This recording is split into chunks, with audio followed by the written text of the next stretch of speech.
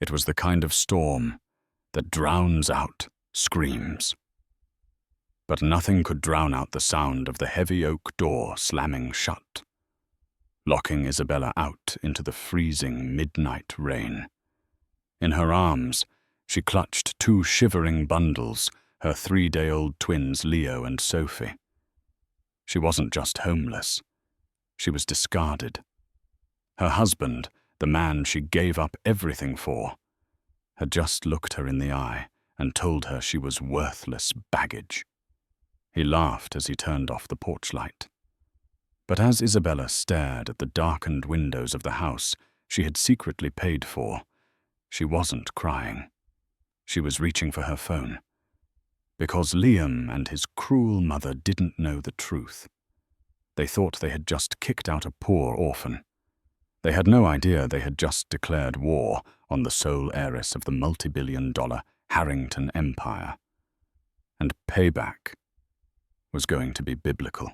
The grandfather clock in the hallway struck 12, its hollow chime echoing through the silent, tense house like a death knell.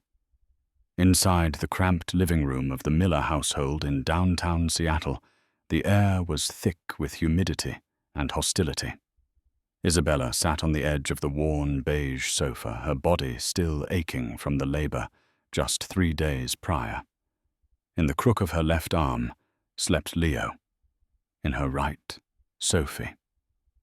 They were tiny, fragile things, wrapped in thin hospital blankets that Isabella had been allowed to keep. She looked up, her eyes rimmed with red from exhaustion. Across from her stood the tribunal, her husband Liam Miller, his mother Beatrice, and his father Richard. Beatrice was the first to break the silence. She took a sip of her lukewarm tea, her lips pursing in that familiar expression of disdain she had perfected over the last 2 years. "It's simply a matter of economics, Isabella," Beatrice said, her voice dripping with faux pragmatism. "You contribute nothing. You have no job. You have no savings. And now you've brought 2 more mouths to feed into this house. We aren't a charity ward." Isabella tightened her grip on the babies. "I just gave birth, Beatrice. The doctor said I need at least 6 weeks of bed rest. I can't work right now." "And whose fault is that?" Liam chimed in. Isabella turned her gaze to her husband. Liam was a handsome man, with the kind of jawline and blue eyes that made waitresses giggle, but tonight his face was twisted into a sneer. He leaned against the mantel, scrolling through his phone, barely looking at her. "Liam," Isabella whispered, her voice trembling. "They are your children. Look at them. You haven't even held them yet." Liam finally looked up, sliding his phone into his pocket. He didn't look at the twins. He looked at the clock. "They're noisy, Isabella. They cried all last night.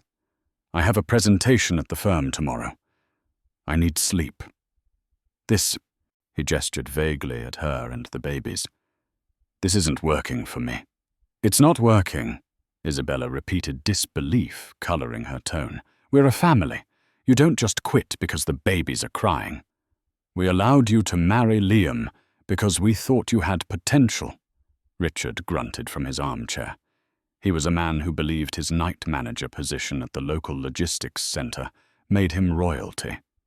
"We thought perhaps despite being a nobody, an orphan with no connections, you might be a hard worker. But look at you. 2 years and you're still scrubbing floors and cooking stew. And now you've dropped a double burden on us." "I do everything in this house." Isabella shot back a spark of anger, finally igniting in her chest. "I cook every meal. I clean your clothes. I manage the budget you give me, which is barely enough to buy bread, let alone diapers. I have saved this family thousands of dollars by being your maid." "A maid we don't have to pay is still a mouth to feed," Beatrice snapped. She stood up, smoothing down her skirt. "Enough of this. We've made a decision. The lease is in Liam's name. The house is ours. You are leaving." Isabella blinked. Leaving when tomorrow? Beatrice smiled, a cold, thin stretching of lips. Now. Isabella froze. She looked at the window. Outside, the wind was howling, battering the glass with sheets of freezing rain. It was a classic Pacific Northwest storm, relentless and bone-chilling. It's midnight, Isabella said, her voice dropping to a whisper. It's 40 degrees outside. I have 2 newborns. They haven't even had their first checkup. You can't be serious. I'm very serious, Beatrice said. She reached behind the sofa and pulled out 2 black garbage bags. She tossed them at Isabella's feet. I packed your clothes. Whatever fit in there, you keep. Whatever didn't goes to Goodwill. You have 5 minutes to get out before I call the police and report a trespasser. Isabella looked at Liam, desperate. Liam, please. Tell her she's crazy. You can't throw your wife and children into a storm. Liam walked over to her. For a second, she thought he might hug her. Instead, he reached down and grabbed her arm, hauling her up. The sudden movement jostled the babies, and Sophie began to wail, a thin, high-pitched cry that pierced the room. Shut it up, Richard roared, covering his ears. See, Liam hissed, his face inches from Isabella's. This is exactly what I'm talking about. I'm done, Bella. I'm done with the noise, the smell of milk, the poverty. I met someone else, okay? Someone with class. Someone who doesn't look like a drowned rat half the time. Isabella felt the blood drain from her face. Someone else? Jennifer. She's the daughter of the regional manager at the bank, Liam said, puffing his chest out slightly. She can actually do something for my career. You're just an anchor dragging me down. He shoved her towards the door. Isabella stumbled, struggling to keep her balance with the babies in her arms. She looked at these people, these monsters she had tried so hard to please for 2 years. She had hidden her identity to ensure Liam loved her for her, not her billions. She had played the role of the poor orphan Isabella Swan, a fake surname she adopted to test their character. They had failed, catastrophically. You will regret this, Isabella said, her voice surprisingly steady, despite the tears pricking her eyes. Liam, listen to me. If you open that door, there is no coming back. You are making the biggest mistake of your life. Liam laughed. It was a dry, barking sound. The only mistake I made was picking you up from that diner 2 years ago. Get out! He opened the front door. The wind roared into the hallway, instantly chilling the room. Rain sprayed onto the hardwood floor. Beatrice stepped forward and shoved Isabella hard in the back. Isabella stumbled over the threshold, her boots splashing into a puddle on the porch. And don't come back begging when you realize the shelters are full, Beatrice spat. Slam! The sound of the lock sliding home was final. The cold was immediate and violent. It soaked through Isabella's thin cotton hoodie in seconds. She curled her body over Leo and Sophie, turning her back to the wind to shield them. They were both screaming now, their tiny lungs working overtime against the shock of the cold air. Shh, shh, Mummy's here. Mummy's got you, she whispered frantically, though the wind tore the words away. She stumbled down the porch steps, the rain plastering her hair to her face. She walked to the edge of the driveway, looking back at the house. The lights in the living room turned off. Then the lights in the master bedroom upstairs, her bedroom, turned on. She saw Liam's silhouette in the window, closing the curtains. She was alone. No car, no money in her pockets. Just a phone with 12% battery life tucked into her jeans. She walked until she reached the bus stop shelter at the end of the street. It was a grimy plexiglass box covered in graffiti, but it offered a break from the direct rain. She sat on the metal bench, shivering violently. Her teeth chattered so hard she bit her tongue, tasting iron. She checked the babies. They were dry, thankfully wrapped tight against her chest warmth. But they wouldn't stay warm for long. Isabella pulled out her phone. Her hands were shaking so badly, she dropped it once, gasping as it clattered on the concrete. She snatched it up. The screen was cracked, but it still worked. She didn't call 911. She didn't call a shelter.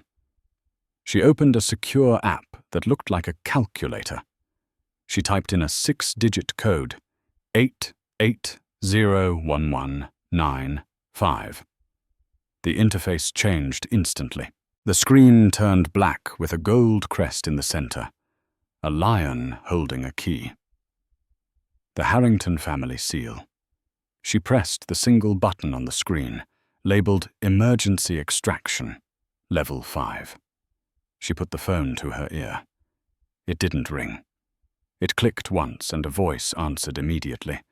It was a voice she hadn't heard in 2 years, but hearing it now made her sob for the first time that night. "Miss Isabella." "Silas," she choked out. "Silas, I need you. I need the protocol." There was a pause on the other end, followed by the distinct sound of typing and movement. "Location confirmed. GPS tracking active. You are on 4th and Elm, Seattle. Are you injured, Miss?" I'm cold. I have the twins. They threw us out, Silas. They threw us out in the storm." The voice on the other end dropped an octave, losing its professional detachment and becoming deadly cold. "They did what? I'm at the bus stop. Please hurry." "Miss Isabella," Silas said, "look at your watch. 3 minutes. Do not move. The team is already inbound. And Miss, yes, I am activating the legal department. By tomorrow morning, the name Miller will be synonymous with ruin." Isabella hung up. She pulled her knees to her chest, rocking the babies. "Just wait," she whispered to the darkness. "Just wait." Exactly 2 minutes and 45 seconds later, the darkness of the street was shattered by blinding white LED headlights. It wasn't a police car. It wasn't an ambulance. 4 black Cadillac Escalades, armored and tinted, roared around the corner in a tactical formation.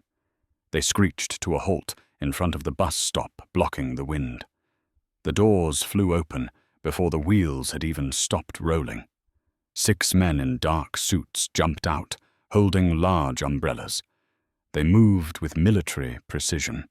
One of them, a tall older man with silver hair and an impeccable trench coat, sprinted toward her. It was Silas, the Harrington family's head of security and her personal guardian since she was a child. "Isabella," he shouted, ignoring the rain soaking his expensive shoes. He reached the shelter and immediately stripped off his trench coat, wrapping it around her and the babies. "Silas." She wept, letting him take the weight of her leaning body. "Get her in the car. Crank the heat to 75. Get the pediatric unit on standby." Silas barked orders at the other men. They ushered her into the back of the lead Escalade. The interior was lined with cream leather and smelled of safety.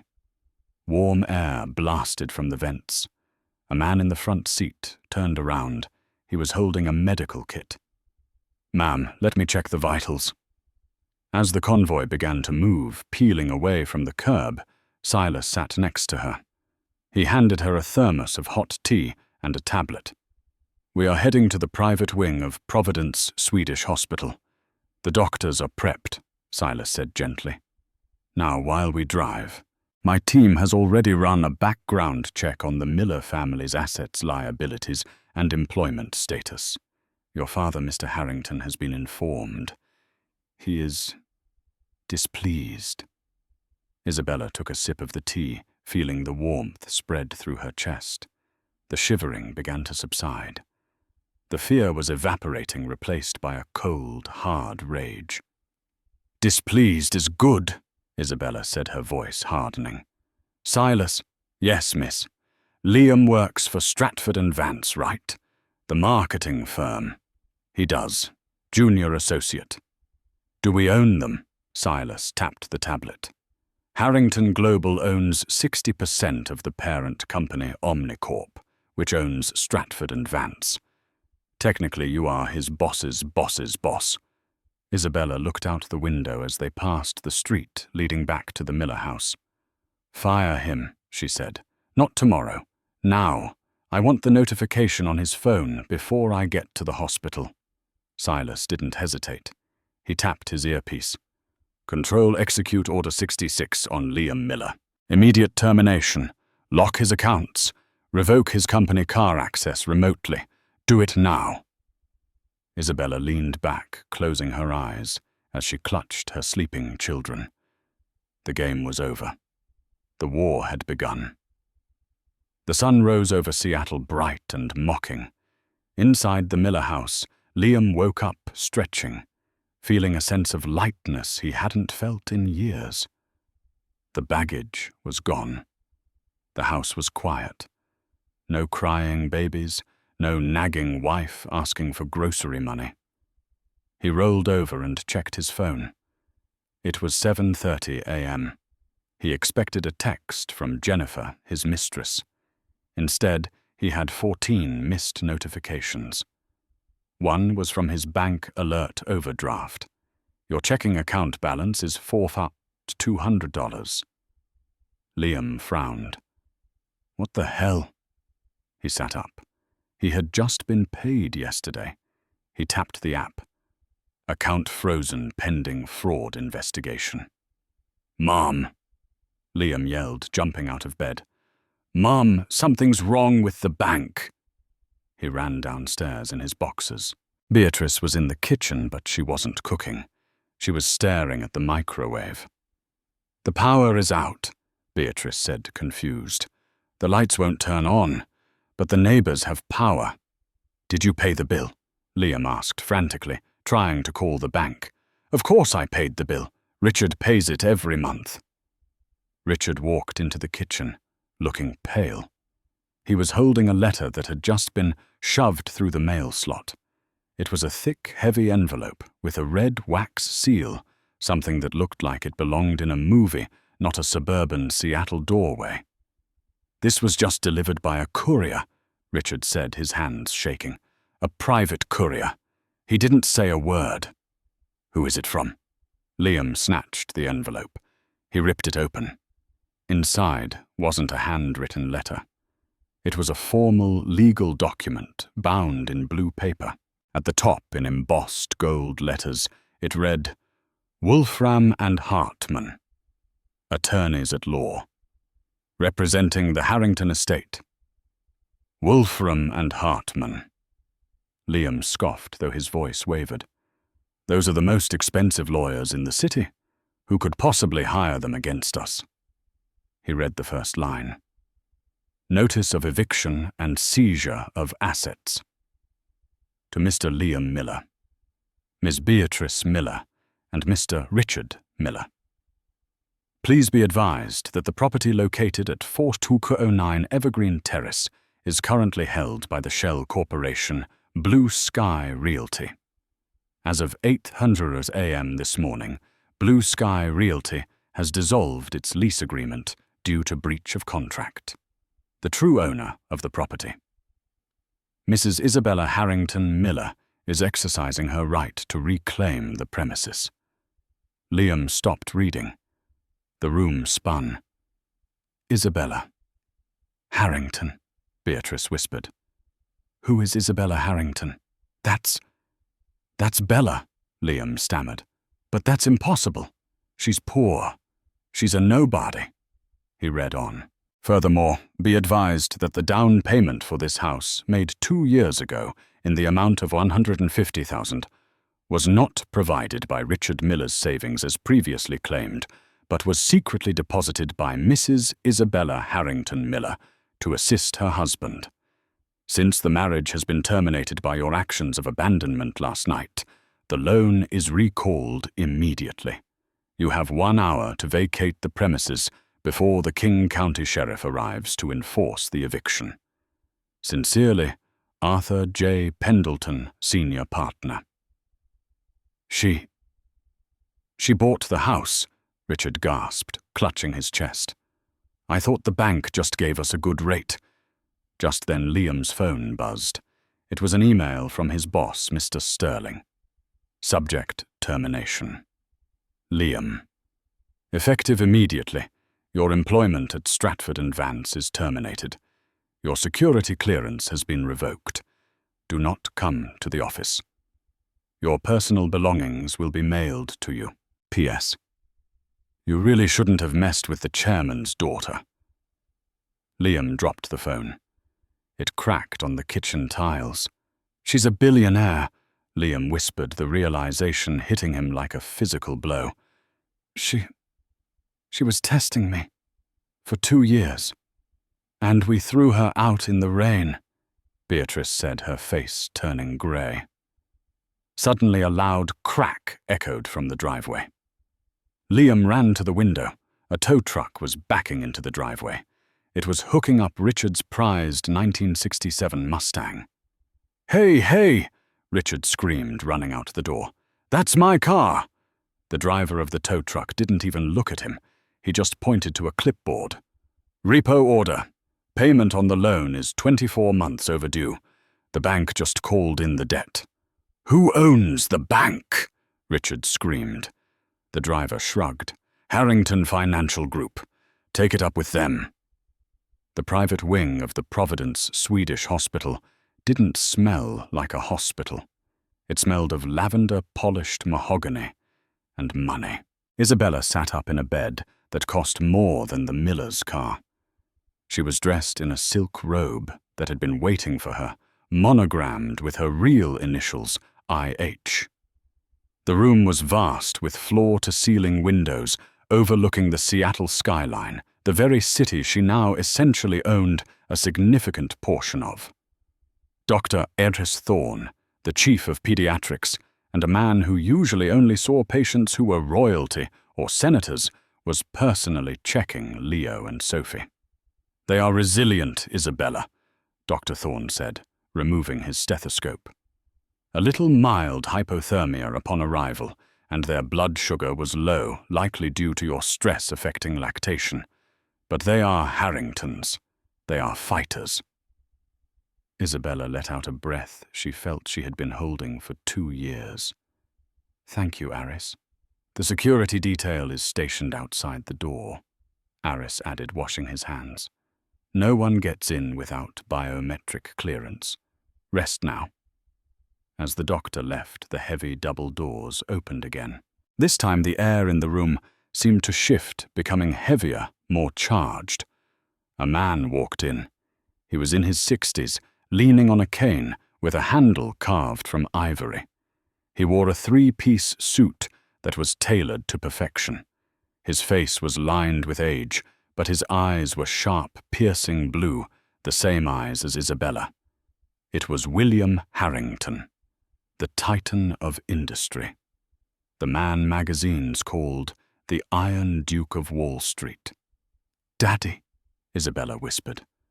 William didn't say a word. He walked over to the bed, dropping his cane on the plush carpet. He pulled Isabella into a hug that was fierce and trembling.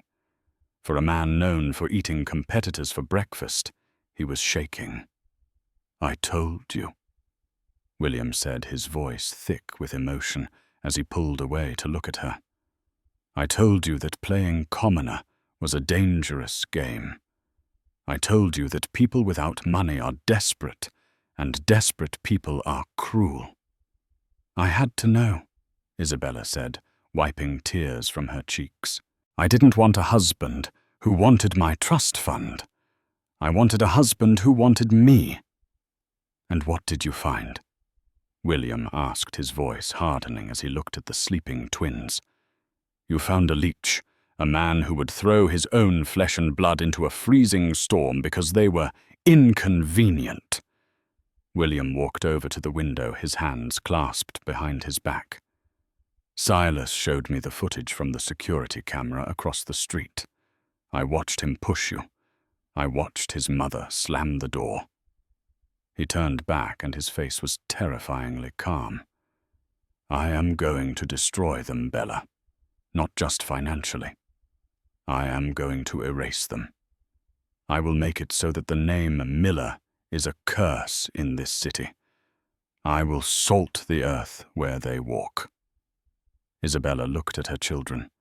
She remembered the cold rain. She remembered Liam's laugh.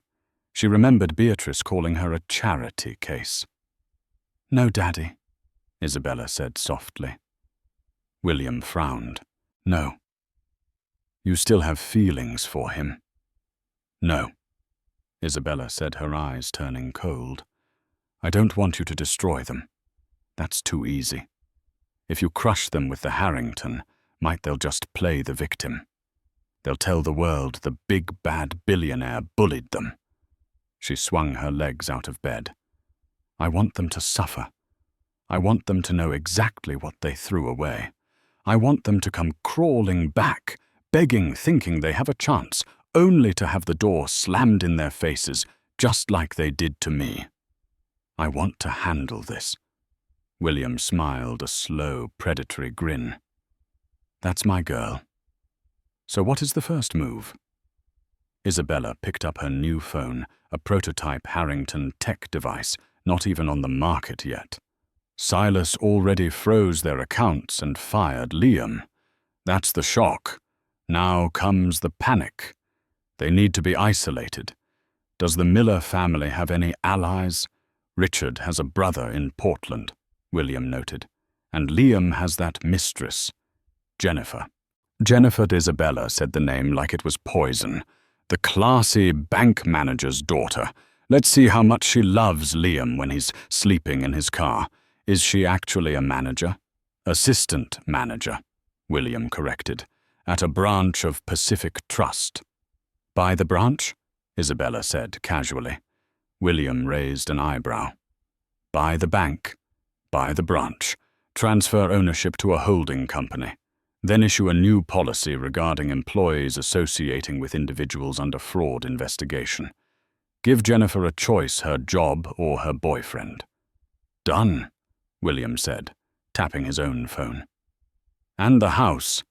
They're being evicted this morning, Isabella said. But don't lock them out completely. Let them take their things. I want them to drag their furniture out onto the lawn. I want the neighbors to watch. I want them to feel every second of the shame. Isabella stood up and walked to the mirror. She looked at her reflection. She looked tired, pale, but the fire was back in her eyes. The meek housewife was dead. The heiress was awake. "Get me a stylist, Daddy," she said. "And call the press. The Harrington heiress has returned home with her heirs. Let's make sure Liam sees my face on every news channel in the state while he's packing his boxes." At 4209 Evergreen Terrace, chaos reigned. It was 900 a.m. The rain had stopped, leaving the morning grey and damp. The front lawn, usually manicured by Isabella, was now a muddy disaster zone piled high with the Miller family's possessions. Beatrice was screaming at a moving crew she had hastily hired, but her credit card had been declined 3 times. "Try it again," she shrieked at the mover. "It's a platinum card. Lady, it says, stolen, lost report," the mover said, chewing gum. "I can't take this. Cash or we leave the stuff on the grass." "We don't have cash," Liam yelled from the porch. He was wearing the same clothes as the night before. His hair was messy, his eyes wild. He was holding a box of his awards, participation trophies from high school sports, and a Salesman of the Month plaque. "Richard, do something!" Beatrice yelled at her husband. Richard was sitting on the curb, his head in his hands. He had spent the last hour calling everyone he knew. His friends, his co-workers, his brother. "No one is answering," Richard mumbled. "My brother blocked my number after I asked for a loan. My boss told me not to come in tonight because corporate is doing an audit of the inventory, and my name was flagged. This is insane." Liam kicked a box of books, sending them spilling into a mud puddle. "This is illegal. You can't just evict people in an hour." A black sedan pulled up to the curb. A woman in a sharp grey suit stepped out. She held a clipboard. She didn't look at the Millers as people. She looked at them like pests. "Mr. Miller?" she asked Liam. "Yes." Finally, someone reasonable. "Are you from the housing authority? You need to stop this."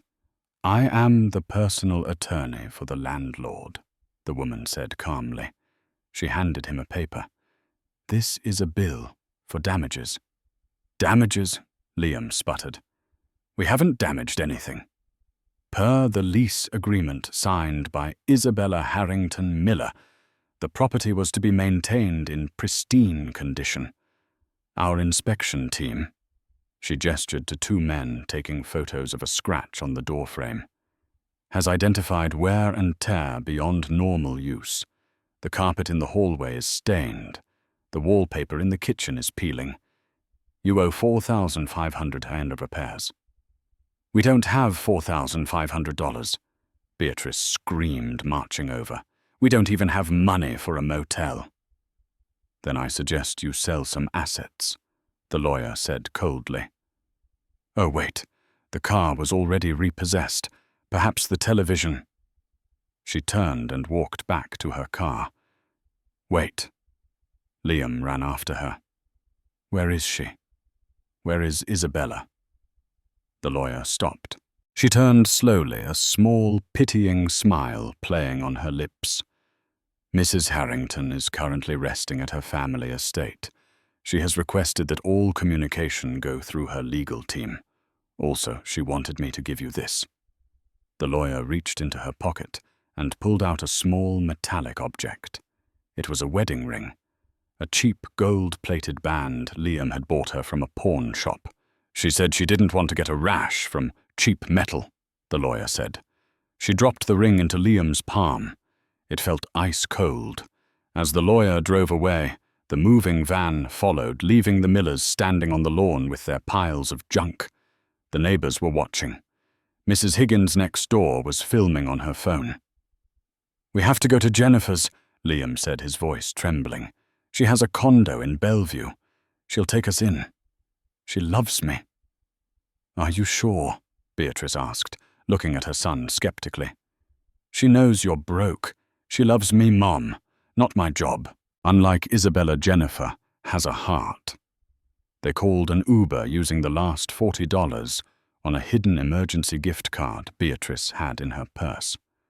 They loaded what they could, clothes, toiletries, and left the rest of their furniture on the lawn for the vultures. The ride to Bellevue was silent. Liam spent the whole time rehearsing his speech. He would tell Jennifer it was a temporary setback, a misunderstanding. They arrived at the sleek, modern apartment complex where Jennifer lived. Liam felt a surge of confidence. This was his world, high class. He buzzed the intercom. "Jen, it's Liam. Let me in." There was a long silence. Then the buzz sounded. "See?" Liam smirked at his parents. "She's waiting for us." They hauled their bags up to the third floor. Jennifer was standing in her doorway. She looked immaculate in a cream business suit, but her face wasn't welcoming. It was pale. "Liam," she said, blocking the doorway. "You can't be here." "Babe, it's a long story." Liam tried to push past her, but she didn't move. "My crazy ex-wife, she did something to our accounts. We just need a place to crash for a few days until I sue her for everything she has." "Sue her?" Jennifer laughed, a hysterical, sharp sound. "Liam, do you know who you were married to?" "Yeah, a psycho named Isabella." "Isabella Harrington," Jennifer hissed. "Her father owns the company that just bought my bank branch this morning." Liam froze. "What? My regional manager called me 10 minutes ago," Jennifer said, tears of anger welling in her eyes. He said that because of security risks associated with my personal relationships, I was being placed on administrative leave pending an investigation. He said, if I am seen associating with known fraudsters like you, I lose my pension. I lose everything. Jen, that's not legal. They can't do that. They are billionaires, Liam. They can do whatever they want. She shoved him back into the hallway. You are toxic. You are radioactive. Get away from me. But I love you, Liam stammered. I loved your potential, Jennifer screamed. I loved that you were a rising star. Now you're a homeless, unemployed loser with a billionaire enemy. Goodbye, Liam. She slammed the door. Liam stared at the wood grain, hearing the deadbolt slide shut, a haunting echo of the night before when he had locked Isabella out. Beatrice let out a sob. Where do we go now? Liam looked at his parents. He looked at the bags of clothes. He looked at his reflection in the hallway mirror. He looked small. The motel, Liam whispered. The Motel 6 on the highway. It's all we can afford. 3 weeks later. The Emerald City Motel was anything but emerald. It smelled of stale cigarettes and damp carpet. The Miller family, 3 adults, were crammed into a single room with 2 double beds. It was a stark contrast to their life just 20 days ago. Richard had taken a job as a dishwasher at a diner 3 miles away because no logistics company would hire him. Beatrice was trying to sell her jewelry at pawn shops, but was finding out that most of her heirlooms were worth a fraction of what she thought. And Liam was obsessed. He sat on the floor, surrounded by newspapers and magazines. The TV was always on, tuned to the local news, and everywhere he looked, he saw her. Isabella Harrington launches new charity foundation for single mothers. Isabella Harrington stuns at the Met Gala in a red Versace gown. The Harrington twins, the billion-dollar babies. Every image showed Isabella glowing. She looked healthy, vibrant, and incredibly powerful. She wasn't the woman in the stained sweatpants he had yelled at. She was a queen. She's doing this to mock me, Liam muttered, staring at a photo of Isabella shaking hands with the governor. She's laughing at us. We are eating instant noodles for the 3rd night in a row, Beatrice snapped from the bed. Stop looking at her pictures and find a job. Liam, I can't, Liam yelled. I'm blacklisted. Every time I apply, I get a rejection email within 10 minutes. Her father has a bot or something tracking my social security number. I can't even get a job at McDonald's. We need a plan, Richard said, rubbing his aching back. We can't live like this. I have a plan, Liam said, his eyes narrowing. He picked up a crumpled legal pad. I've been doing research. Research on what? Grandparents' rights and spousal support. Liam grinned, a manic, desperate look in his eyes. She left me, remember. She abandoned the marital home.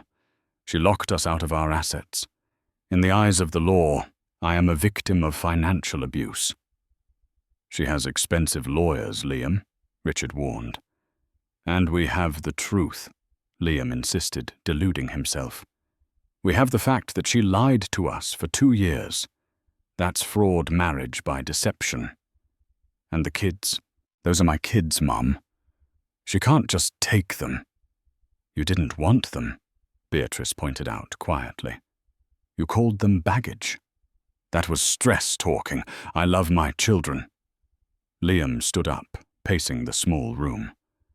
If we sue for custody, she'll panic. The Harringtons value privacy above all else. They won't want a messy public court battle where I tell the world how cruel she was to a struggling husband. They'll settle. They'll pay me millions just to go away. It's a gamble, Beatrice said, but her eyes lit up with greed. How do we get to her? She has guards. Tonight, Liam said, pointing to the TV. The news anchor was speaking. Tonight, the Seattle Art Museum hosts the annual Winter Charity Ball, sponsored by Harrington Global. Isabella Harrington is expected to make a keynote speech. She'll be there, Liam said. And it's a public event. The press will be there. If I can get in front of the cameras, if I can make a scene, she'll have to talk to me. We don't have tickets, Richard said.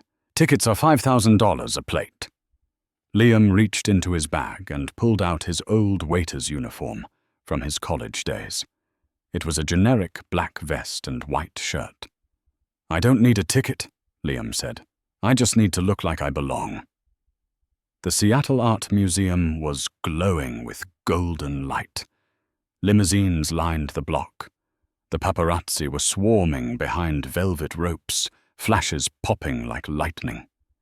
Inside, the elite of the Pacific Northwest were drinking champagne and eating caviar. Isabella stood on the balcony overlooking the main hall. She wore a midnight blue gown that shimmered like the night sky. Diamonds dripped from her ears and neck. Harrington family jewels that hadn't been worn in decades. Beside her stood Silas, looking like a statue in a tuxedo.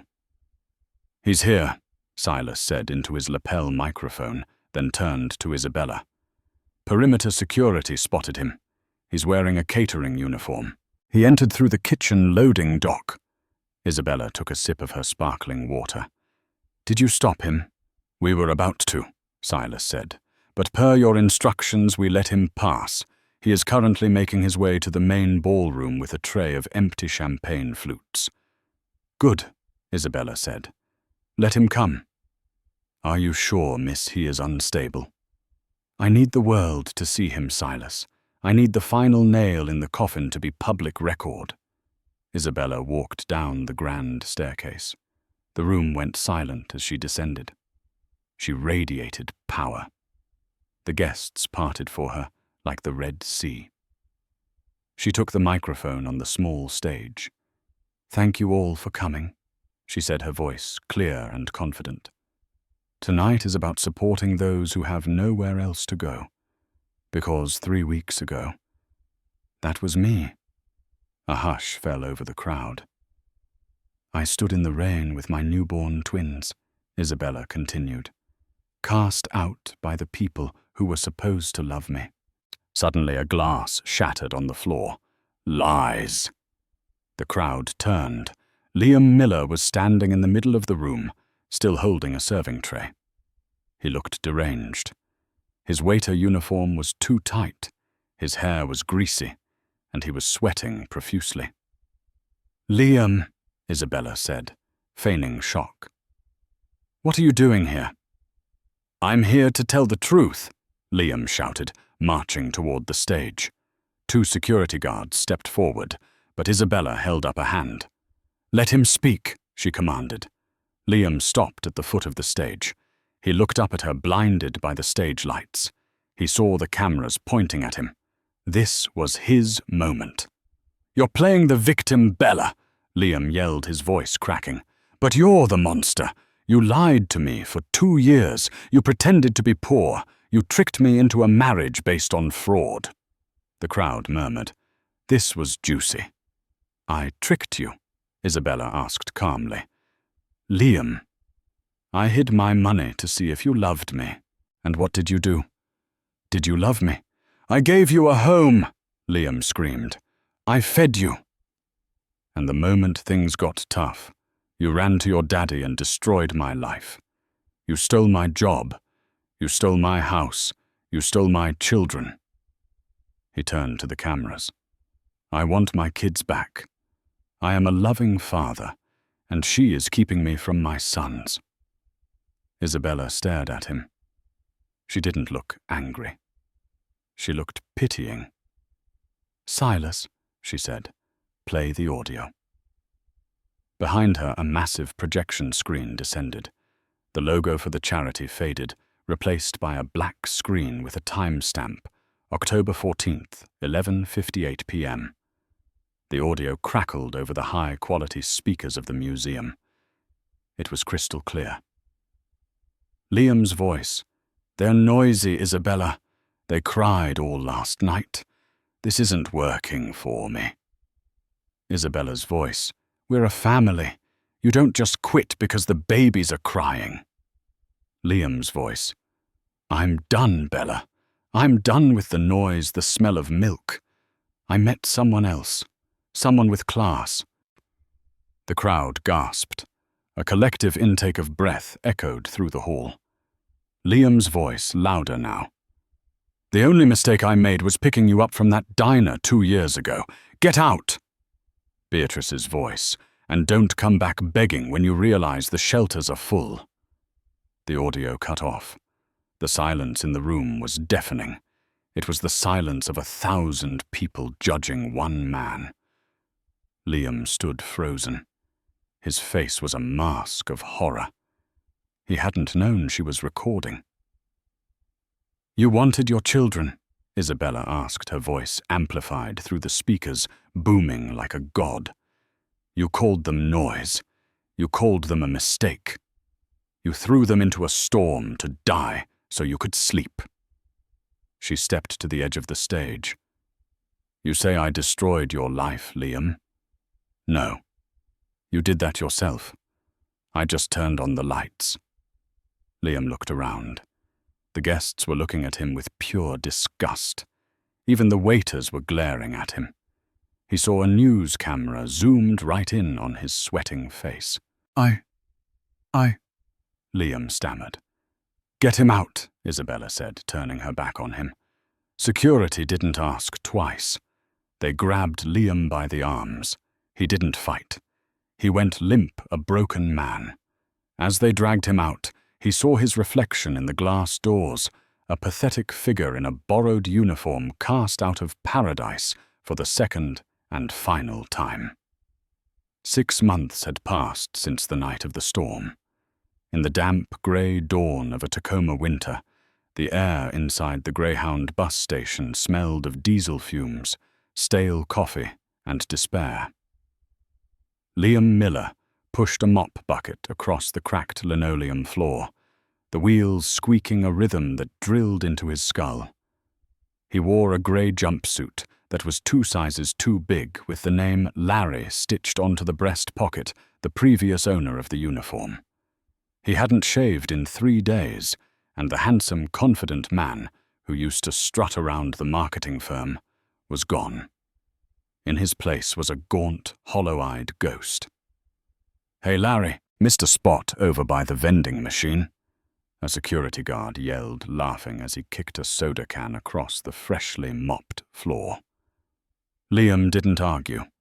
He didn't have the energy. He just walked over, picked up the can, and threw it in the trash. This was his life now. After the disastrous scene at the charity ball, the video of his humiliation had gone viral. He had been dubbed the Midnight Monster by social media. No reputable company would touch him. He had lost his friends, his reputation, and his dignity. His shift ended at 7:00 a.m. He clocked out and walked the 3 miles to the small, rusted trailer he now shared with his parents. The Golden Years trailer park was a far cry from their suburban home in Seattle. The trailer was cramped, smelling of mildew and old frying oil. Inside, Beatrice was sitting at the tiny laminate table, cutting coupons out of a free newspaper with surgical precision. She looked older, decades older. Her hair, once dyed a rich chestnut, was now grey and thinning. "You're late," Beatrice snapped without looking up. "Did you bring the milk?" "I didn't have enough tips," Liam muttered, collapsing onto the torn sofa. "I needed bus fare for tomorrow." "We need milk, Liam. Your father needs calcium," Beatrice shrilled. Richard emerged from the back room. He was walking with a limp, now his spirit completely broken. He wore a stained undershirt. "Stop nagging the boy, Bear. It's not his fault." "Not his fault." Beatrice slammed the scissors down. It is entirely his fault. If he hadn't cheated, if he hadn't been so impatient, we would be living in a mansion right now. We would be drinking mimosas in the south of France." "You threw the garbage bags at her," Liam shouted back, the anger flaring up. "You told her to get out. You said she was a burden. Because you told us she was worthless," Beatrice screamed. The argument was the same every day, a carousel of blame that never stopped spinning. They were trapped together in this metal box bound by their shared failure. Liam turned on the small, fuzzy television to drown them out. He flipped the channel to the local news. The anchor's voice cut through the trailer. "And in business news, Harrington Global has announced record-breaking profits this quarter, largely driven by their new Clean Slate initiative for low-income housing. The initiative is spearheaded by the company's new CEO, Isabella Harrington." The room went silent. On the screen, Isabella looked radiant. She was wearing a white power suit, standing at a podium. She looked strong, beautiful, and untouchable. She was holding two babies, Leo and Sophie, who were dressed in designer clothes, waving at the camera. "We believe that everyone deserves a warm home," Isabella said on the screen, her voice calm and commanding. "No mother should ever have to fear the cold." Liam stared at the screen. He stared at the sons he would never know. He stared at the woman he had called baggage. A single tear rolled down his cheek, hot and bitter. He realized then that his punishment wasn't poverty. His punishment was knowing exactly what he had lost, knowing that he had held a winning lottery ticket in his hand and set it on fire because he was too arrogant to read the numbers. Beatrice threw a coupon at the TV. "Turn it off! Turn it off!" Liam didn't move. He watched until the segment ended, etching the image of their happiness into his brain. Miles away in the manicured gardens of the Harrington estate, the air smelled of blooming jasmine and fresh rain. Isabella sat on a teak bench, watching Silas push the twins on a custom-made swing set. The sound of their laughter was the best music she had ever heard. Her father William walked up the stone path, holding 2 crystal glasses of iced tea. He handed one to her and sat down. He looked healthier too.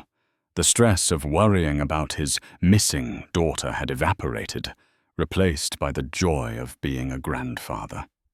"The lawyers called," William said softly. Isabella took a sip of tea. "And the Millers filed for a final appeal regarding the restraining order. The judge threw it out in less than 5 minutes. He also ordered them to pay your legal fees." Isabella nodded. "They can't pay." "I know." William smiled a sharp, cold expression. "The court will garnish Liam's wages for the next 20 years. Every time he scrubs a floor, 15% of that money goes to a trust fund for Leo and Sophie. He is working for them now." Isabella looked at her children. She thought about the anger that had fueled her for months. She looked for it inside herself, but it was gone. It had burned itself out, leaving behind a clarity that felt like peace. "I don't care about the money, Daddy," she said. "I just want them to be a memory, a lesson." "They are," William assured her. "They are the past. This—" He gestured to the estate, the twins, the skyline of the city beyond the gates. "This is the future." Isabella stood up and walked over to the swings. She picked up Leo, then Sophie, balancing them on her hips. They grabbed at her hair with sticky, happy fingers. She looked at the gate of the estate. Somewhere out there, Liam was scrubbing a floor. Somewhere out there, Beatrice was cutting coupons. But in here, the storm was over. "Silas," Isabella said. The bodyguard straightened up. "Yes, ma'am." "Close the file on the Millers. I don't want any more updates. I don't want to know where they live or what they do." They don't exist in our world anymore." "Understood, Miss Isabella." Isabella turned her back to the gate and walked toward the house, the sun warm on her face. She had a company to run, an empire to build, and 2 children to raise. She didn't have time for ghosts. And as the heavy iron gates of the Harrington estate clicked shut, locking the world out, and the safety in Isabella smiled. She had won the only victory that mattered. She was happy. And that is the true end of the Miller family. They didn't just lose their money. They lost their humanity. And in return, the universe took everything from them. Liam is now paying for his children's future 1 mop bucket at a time, a fitting end for a man who thought family was disposable. It's a harsh lesson, but a necessary one. Never mistake kindness for weakness, and never ever judge a book by its cover. You never know when the person you're mistreating holds the keys to the kingdom. What did you think of Isabella's final decision? Was ignoring them the ultimate revenge, or should she have done more? I want to hear your theories in the comments. If this story gave you chills, please hit that like button and share this video with a friend who loves a good karma story. And if you haven't already, subscribe and turn on all notifications. We have a massive revenge story coming tomorrow, involving a cheating lottery winner that you do not want to miss. Thanks for watching.